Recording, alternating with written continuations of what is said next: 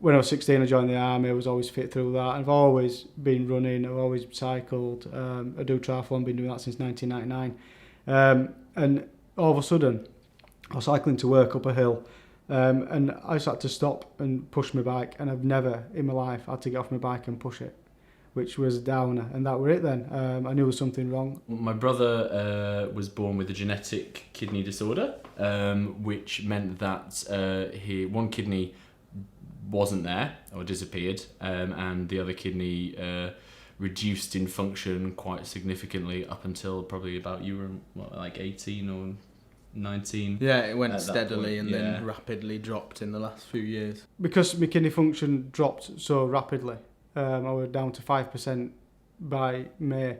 I was more or less rushed onto peritoneal dialysis, where basically I opted for the home one because it didn't interfere with my work life. Being a police officer, I wouldn't really be allowed or expected to be able to just pull up in a car and hang a bag up and do my dialysis during the day. So I opted for the nighttime one. Dialysis, I had good days and bad days. My bad days was I felt sluggish. I was sick most of the time. When sometimes even being on the machine, I had to come off to be sick. It was obviously a way of keeping me alive, dialysing, and you've got to be grateful that there's obviously something there for you to be kept alive, so to speak. But it's not an easy path. No one can explain to you. I actually felt quite isolated and quite lonely. The type of work that I did involved working 12-hour shifts. I couldn't complete my 12-hour shifts because I'd have to dialyse every day, and it's a minimum of 8 or 9 hours. My routine would be to get to work, finish work, come home, spend maybe half an hour with the kids downstairs, have something to eat. I'd then go upstairs, have a wash. I'd go and have a wash and prepare the machine and basically jump into bed.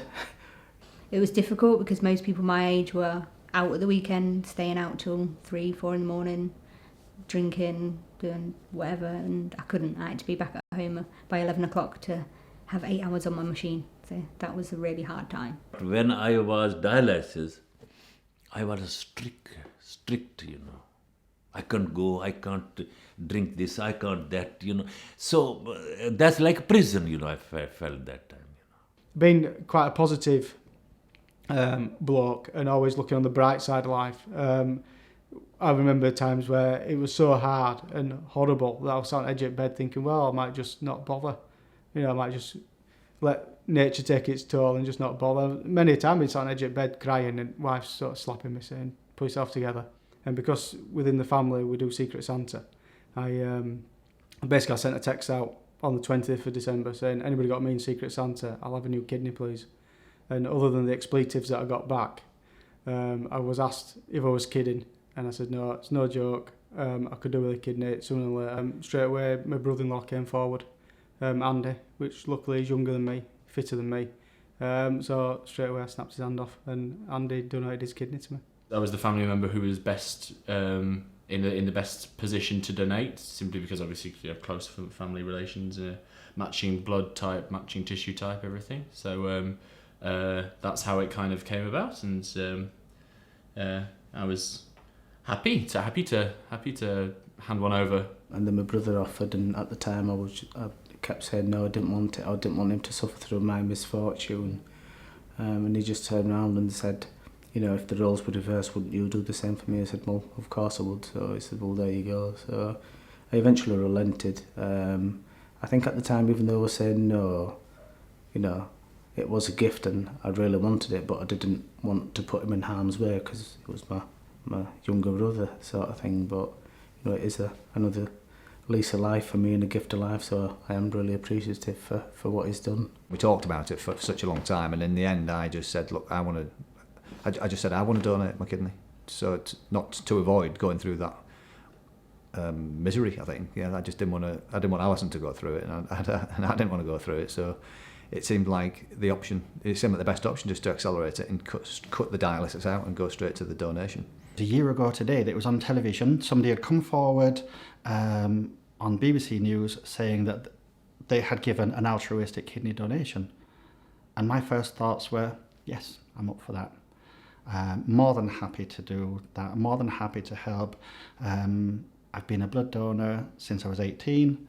I then progressed on to donating platelets. I work for the blood service. I'm very committed to helping out whenever possible. So as soon as I knew that the answer is yes, you can, first thing I did was call up. And I called up that very same morning. My wife was not happy at all. I was being completely honest. I didn't tell her until after the initial consultation, because I thought, well, if I'm told no in the first place, there's no need for her to worry, because I know that my wife is a bit of a worrier. I told her. Her initial reaction was to say, absolutely not, I do not want you to do this. And then I did explain how important it felt to me. And my wife eventually said, I don't want you to do it, but I will still support you because I know how important it is to you.